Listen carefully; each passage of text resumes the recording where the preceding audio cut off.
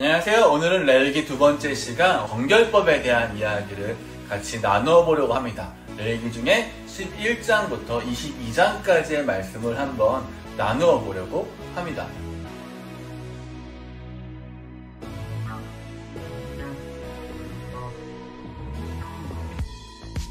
레위기 11장에는 이런 이야기가 있습니다. 이런 음식은 먹어라, 이런 음식은 먹지 말아라, 이런 말씀이 있습니다.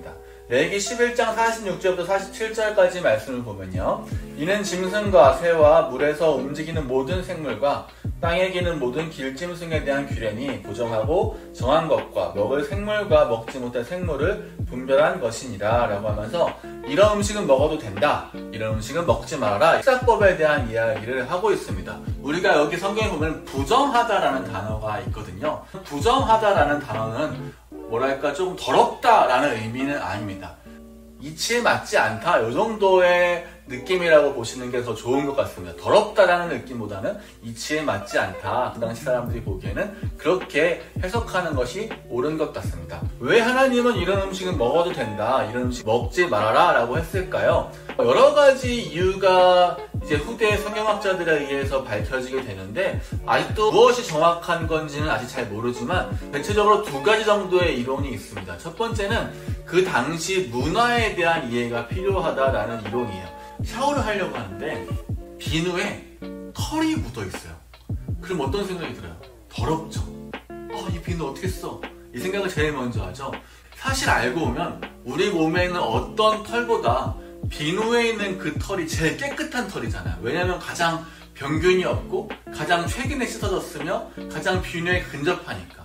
그런데 우리는 그걸 보고서 딱 더럽다라는 생각이 들잖아요. 그런 것처럼 이스라엘도 어떤 음식을 보았을 때, 어떤 동물을 보았을 때, 어떤 것들을 보았을 때 더럽다, 부정하다라고 여겼을 가능성이 높다라고 말합니다.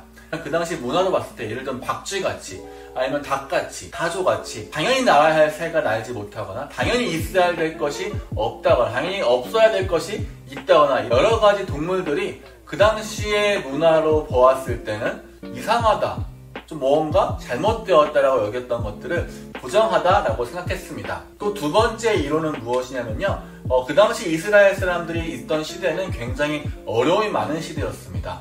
광야에서 살았고요. 더군다나 굉장히 고대의 일이었기 때문에 불을 잘 사용하지 못했던 시기였습니다. 그때 불이 있다 하더라도 어떤 음식을 높은 화력으로 삶아 먹거나 구워 먹거나 하는 것이 쉽지는 않던 시절이었다는 거죠. 불이라는 것은 굉장히 귀한 것이었을 테니까요. 그렇기 때문에 음식을 먹을 때 그것이 기생충이 있거나 날로 먹었을 때 위험한 것들을 먹지 못하게 했다라고 생각하는 그런 이론도 있습니다. 어떤 것이 옳은지는 우리는 이제 알지는 못하지만 그 당시 사람이 아니기 때문에 유추해 볼 수만 있지만, 사람이 어떤 것을 먹었을 때 그것이 사람의 몸을 상하게 하지 말아야 된다라는 것에 대한 이론은 명확한 것 같습니다. 즉 하나님은 우리의 몸이 상하지 않는 범위 내에서 음식을 먹도록 우리에게 요구하셨다라고 할 수 있습니다. 돼지는 안 되고 소는 되었다라는 것을 보면서, 돼지는 익혀 먹지 않으면 좀 위험한 음식이잖아요. 당시엔 더더욱 그랬을 거고요. 약한 불로 익혔을 때도 역시 위험할 수 있는 거죠. 근데 소는 먹어도 됐었거든요. 그런 걸 보았을 때 안전한 음식을 먹으라고 했던 것은 아니었을까, 우리가 그렇게 생각할 수 있습니다. 12장 말씀을 보면요, 산후조리에 대한 이야기가 나옵니다. 12장 1절부터 5절까지 말씀을 보면 이렇게 말씀하고 있습니다. 여호와께서 모세에게 말씀하여 이르시되 이스라엘 자손에게 말하여 이르라. 여인이 임신하여 남자를 낳으면 그는 2일 동안 보정하리니 곧 월경할 때와 같이 보정할 것이며 8째 날에는 그 아이의 표피를 벨 것이요. 그래서 2일이라는 단어는 한 주일을 말합니다. 7일을 말하는 거죠. 그 여인은 아직도 33일을 지내야 사녀리 깨끗하리니 정결하게 되는 기한이 차기 전에는 성물을 만지지도 말며 성소에 들어가지도 말 것이며, 여자를 낳으면 그는 2일 동안 부정하리니 월경할 때와 같을 것이며 사녀리 깨끗하게 되면 66일을 지내야 하리라. 여기도 보면은 성물을 만지지 마라, 성소에 들어가지 마라는 것은 만지면 안 좋다라는 의미일 수도 있겠지만 일을 하지 않도록 하는 배려가 될 수도 있겠죠. 낳은 후에 이만큼은 쉬어야 된다. 남자아이를 낳았으면 이만큼은 쉬어야 되고 여자아이를 낳았다면 이만큼은 쉬어야 된다라고 이야기를 합니다. 이 말씀은 어떻게 우리가 해석할 수 있냐면 그 당시의 여성의 인권은 사실 없는 거나 마찬가지였어요. 여성은 사람이 아니었습니다. 왜냐하면 어린아이와 여성의 숫자는 사람을 쓰는 인구수에는 들어가지 않았거든요. 그렇기 때문에 여성은 굉장히 인권적으로 인간이 아닌 취급을 받았을 가능성이 매우 높습니다. 그럼에도 불구하고 이 임산부, 즉 방금 출산한 여성들을 보호하기 위한 법률이었다라고 생각해 볼 수 있습니다. 출산한 이후에 바로 일하지 않도록, 바로 어떤 일에 뛰어들지 않도록 여성이 충분히 쉴 수 있는 시간을 주기 위한 배려였을 것이다 라고 해석하는 성경학자들이 많이 있습니다. 13장 1절부터 4절까지 제가 읽겠습니다. 만일 사람이 그의 피부에 무엇이 돋거나 뾰루지가 나거나 색점이 생겨서 그의 피부에 나병 같은 것이 생기거든 그를 곧 제사장 아론에게나 그의 아들 중 한 제사장에게로 데리러 갈 것이요 제사장은 그 피부의 병을 진찰할지니 환부의 털이 휘어졌고 환부가 피부보다 우묵하여졌으면 이는 나병의 환부라. 제사장이 그를 진찰하여 그를 부정하다 할 것이요 피부의 색점이 희나 우묵하지 아니하고 그 털이 희지 아니하면 제사장은 그 환자를 이래 동안 가두어둘 것이며 이래 만에 제사장에게 그를 진찰할지니 그가 보기에 그 환부가 변하지 아니하고 병색이 피부에 퍼지지 아니하였으면 제사장이 그를 또 이래 동안 가두어둘 것이며 이래 만에 제사장이 또 진찰할지니 그 환부가 옅어졌고 병색이 피부에 퍼지지 아니하였으면 피부병이라. 제사장이 그를 정하다 할 것이요 그의 옷을 빨 것이라. 그리하면 정하리라. 요즘에 이런 것과 비슷한 시대를 살아가고 있죠. 코로나, 희대의 전염병. 당시에 희대의 전염병이라고 생각되어졌던 것은 이 나병이었습니다. 지금은 나병이라고 부르지 않고 문둥병이라도 부르지 않고 한센병이라고 부르고 있습니다. 이 당시는 한센병이 전염이 된다라고 생각했던 것 같아요. 그리고 실제로 전염이 됐던 것 같습니다. 이 병을 진단하는 사람이 굉장히 중요해요. 한센병을 진단했던 사람이 제사장이었습니다. 제사장은 그 당시 꽤 괜찮은 계급에 있을 가능성이 높았거든요. 그러니까 가장 높을 수 있는 그 사람들이 가장 낮을 수 있는 그 사람들을 살펴보라는 겁니다. 그 사람들이 일일이 조목조목 보라는 겁니다. 제가 지금 읽은 구절은 1절부터 6절까지의 구절이었지만 실제로 13장, 14장 전체에 대해서 한센병을 이러면 격리하고 이러면 한센병이고 이러면 한센병이지 않고 라고 하면서 계속 한센병에 대한 이야기를 굉장히 자세하게 다루고 있습니다. 왜냐하면 한센병은 나았는지 안 나았는지 진행이 되고 있는지 진행이 되지 않고 있는지를 알아보기가 굉장히 힘든 병이었습니다. 그리고 한센병을 앓는 사람들은 대부분 외모가 심각하게 변하게 되거든요. 살이 썩고 코가 주저앉거나 눈이 빠져나온다거나 그런 보기에 조금 안 좋은 그런 외모를 갖게 될 가능성이 높습니다. 그렇기 때문에 사람들이 얼굴만 보고서 바로 차별할 경우가 굉장히 많거든요. 한센병자야. 저 사람은 또 머리 떨어져야 돼. 할 경우가 굉장히 많기 때문에 그 사람의 몸을 조목조목 보고서 이 사람은 병이 진행되고 있다면 격리시키고 병이 끝났다고 하면 다시 성안으로 들어와 함께 일반 사람들과 생활할 수 있는 것이 굉장히 중요했어요. 16장 말씀에서는 제사장에 대한 이야기가 나옵니다. 제사장의 가장 중요한 역할은 무엇이냐면은 백성들의 죄를 가지고 하나님께 나아가기 전에 먼저 깨끗함을 이루어야 된다라는 것이었습니다. 제사장은 예언자랑은 좀 달라요. 예언자는 선지자라고도 하는데 선지자나 예언자는 하나님의 말씀을 사람들에게 전달해주는 사람이었거든요. 하지만 제사장은 반대로 사람들의 죄를 하나님께 고해드리고 그것이 사해지도록 제사를 드려주는 사람이었습니다.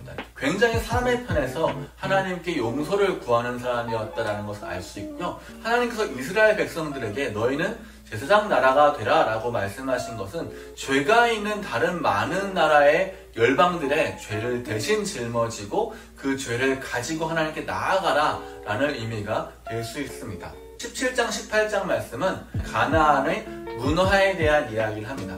하나님께서 가나안의 문화를 쫓지 말아라 라고 분명하게 말씀하시고요. 가나안의 문화 이런 것들은 절대 하지 말아라. 그리고 그런 거 하는 사람들이 있으면 쫓아내라. 이제 이렇게 말씀하십니다. 자식을 태워서 몰렉이라는 신에게 바치는 것, 혹은 여성의 인권을 생각하지 않고 아무렇게나 성행위를 하는 것, 아버지의 아내를 빼앗는 것, 이렇게 질서를 어지럽히는 여러 가지 것들에 대해서 하나님께서 경고하고 있습니다. 가나안의 문화는 부유함을 쫓는 문화라고 보고 있습니다. 그 당시에 가나안의 문화는 농경사회의 문화였고, 농경사회의 문화는 바알이라는 신을 섬기는 문화였거든요.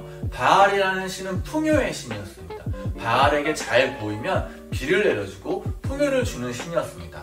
풍요를 주는 신에게 잘 보이기 위해서는 아무 데서나 성행이나 이런 것들을 함으로써 바로라는 신의 질투를 이끌어내야 비가 온다라고 생각했거든요. 풍요롭기 위해서는 질투를 이끌어야 되고 곤란한 성행위가 중요하다라고 생각했던 것 같습니다. 이스라엘 사람들은 부유를 쫓아가는 문화에서는 조금 멀어져라 라고 말할 수 있습니다. 농사의 주관자가, 풍요의 주관자는 바알이 아니라 하나님을 쫓는 것이다 라고 하나님께서는 말씀하시는 거죠. 18장 26절부터 28절 말씀에 보면은, 그러므로 너희 곧 너희의 동족이나 혹은 너희 중에 거래하는 거류민이나 내 규례와 내 법도를 지키고 이런 가증한 일에 하나라도 행하지 말라. 너희가 전에 있던 그 땅 주민이 이 모든 가증한 일을 행하였고 그 땅도 더러워졌느니라. 너희도 더럽히면 그 땅 너희가 있기 전 주민을 토함같이 너희를 토할까 하노라. 하나님께서는 이 가나안 민족의 죄악 때문에, 이 문화 때문에 가나안 사람들을 토해냈는데, 너희들마저도 이 땅에서 그렇게 한다면 너희도 버리겠다. 하나님의 백성이라는 사람 너희도 마찬가지로 그 풍속을 쫓아간다면 하나님께서 토해내겠다라고 이야기하고 있습니다. 19장 말씀으로 넘어가면요, 거룩함에 대한 이야기가 나옵니다. 저는 레위기의 가장 중요한 부분이 이 19장 말씀이라고 생각합니다. 19장 1절 말씀은 이렇게 말하고 있습니다. 너는 이스라엘 자손의 온 회중에게 말하 이르라. 너희는 거룩하라. 이는 나 여호와 너희 하나님이 거룩함이니라. 너희는 거룩하라. 왜냐하면 나 하나님이 거룩하기 때문이다. 너희는 내 백성이니까, 나를 쫓아오는 사람들이니까, 나와 함께하는, 나를 보여줄 사람들이니까, 나의 대사장 나라니까 너희는 거룩해라 라고 이야기하고 있습니다. 그러면서 16절 17절의 말씀 보면 이렇게 말하고 있습니다. 너는 내 형제를 마음으로 미워하지 말며 내 이웃을 반드시 견책하라. 그러면 내가 그에 대하여 죄를 감당하지 아니하리라. 원수를 갚지 말며 동포를 원망하지 말며 내 이웃 사랑하기를 내 자신과 같이 사랑하라. 나는 여호와이니라. 거룩하라라고 말하면서 내 이웃에게 원수 갚지 말며 동포를 원망하지 말며 내 이웃 사랑하기를 내 몸과 같이 해라. 즉 이것이 거룩함이다. 거룩이라는 것은 우리를 열심히 하고 은혜로운 목소리를 내고 교회를 열심히 다니고 성경 구절을 많이 알고 이런 거일 수도 있겠으나, 적어도 이 19장 말씀에 의하면 거룩이라는 것은 이웃 사랑이라는 겁니다. 나를 사랑하는 것 같이 남을 사랑하는 것, 내 이웃이 죄에 빠졌을 때 그를 이끌어주는 것, 견책하는 것, 또는 내 이웃이 나를 괴롭게 하였을 때 원수를 갚지 않고 내 이웃을 사랑해주는 것, 이것이 거룩함이다 라고 19장 말씀에 말하고 있습니다. 신약 성경으로 넘어와서는 예수님께서 가장 중요한 구절로 바로 이 구절을 이야기하고 있죠. 하나님을 사랑하는 것, 또 이웃을 사랑하는 것, 이것이 가장 중요한 구절이다 라고 말하고 있습니다. 거룩함이라는 것은 이웃을 사랑하는 것이다. 19장 9절 10절 말씀 보면 이렇게 말합니다. 너희가 너희의 땅에서 곡식을 거둘 때 너는 다 모퉁이까지 다 거두지 말고 떨어진 이삭도 줍지 말며 내 포도원의 열매를 다 따지 말며 포도원에 떨어진 열매도 줍지 말고 가난한 사람과 거류민을 위하여 버려두라. 나는 너희 하나님 여호와니라. 그 당시에도 땅이 있는 사람이 부자였을 거예요. 그리고 대부분의 사람들은 일꾼이었거나 땅도 없고 일도 없는 사람들이 가장 가난한 사람들이었겠죠. 그런 사람들을 성경에서 3명을 이야기합니다. 가장 최약자, 고아와 과부와 나그네. 이 3명이 가장 최약자입니다. 고아는 아버지가 없기 때문에 일을 할 수가 없고요. 과부는 남자가 없기 때문에 집안을 이끌어갈 방법이 없고요. 나그네는 어디 정착할 곳도 없는 약한 사람이었습니다. 이 세 사람들을 위해서 땅에 있는 너희는 곡식을 다 추수하지 말아라. 모퉁이를 내버려 두라. 그들을 위한 몫을 남겨두라 라고 말합니다. 우리의 삶에서도 이것은 적용해 볼 수 있을 것 같아요. 우리가 용돈을 받거나 우리의 삶에 어떤 수입이 생겼을 때 그것이 다 내 거야 라고 하기보다는 그것을 다 쓰지 말아라. 그 중에 이웃을 위한 몫을 내버려 두어라. 19장 15절 말씀에 보면은 너희는 재판할 때 불의를 행하지 말며 가난한 자의 편을 들지 말며 세력 있는 자라고 두둔하지 말고 공의로 사람을 재판할지며 공정한 재판을 해라. 19장 말씀은 전체가 거룩하라라고 시작하면서 거룩에 대한 중요한 내 이웃을 내 몸과 같이 사랑하라. 내 이웃 남을 나처럼 사랑하라는 그 표어를 중심으로 해서 세세한 법들을 넣는 것을 우리가 알 수 있습니다. 그 세세한 법 중에 공정한 재판, 이웃을 향한 목, 여러 가지 것들이 또 있는 것을 알 수 있습니다. 이제 21장, 22장 말씀을 보면요, 제사장이 되기 위해선 이런 책임이 있다라는 이야기를 합니다. 제사장이 된다는 것은 누군가를 돌볼 수 있는, 누군가를 섬기는 사람이 된다는 것입니다. 이스라엘 사람들 중에 레위 지파 사람 중에 몇 사람, 그 중에 어떤 자손들을 향해서 너희는 제사장이라 라고 말하거든요. 제사장이라는 것은 하나님을 섬기면서 다른 백성들의 죄를 끌어안고 하나님께 나아가는 사람입니다. 이스라엘 사람들 중에서도 굉장히 특별한 사람이었습니다. 그리고 하나님은 이스라엘에게 너희는 내 제사장 나라가 되라 라고 말씀하십니다. 하나님의 백성이란 너희들은 특별하다는 것은 너희는 하나님을 섬기는 사람이기 때문에 특별한 것도 맞지만 다른 열방의 죄를, 하나님을 모르는 사람들의 죄를 다 끌어안고 하나님께 나아가라 라는 하나님의 명령이고요, 우리의 책임입니다. 그것이 제사장 나라가 되는 것이라는 거죠. 정리를 해보겠습니다. 하나님께서는 여러 가지 법을 11장부터 22장까지 주셨어요. 여러 가지 법들은 사람들을 보호하기 위한 법이라는 것을 알 수 있습니다.